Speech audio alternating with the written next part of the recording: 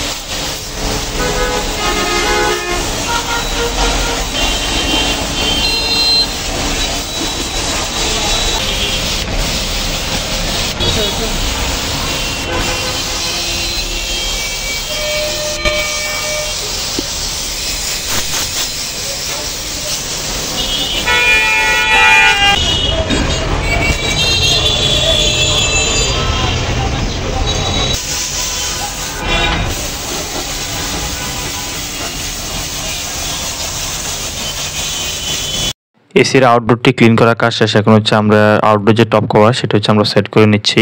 আপনাদের এসিটি যদি ফ্রি সার্ভিসের আওতায় থাকে এক্ষেত্রে আপনারা কোম্পানিতে হচ্ছে কমপ্লেন দিয়ে অবশ্যই ফ্রি সার্ভিস নিয়ে নেবেন কোম্পানি থেকে। पूरा का पूरा हमने क्लियर कर दिया। अब ये भाई साहब को देख लो, इसको देखो और ये भाई साहब को देखो, क्या नजरिया इसका पूरा का पूरा। সামনে যেহেতু শীতকাল আমরা হচ্ছে এসিগুলো হচ্ছে ক্লিন করে রাখবো।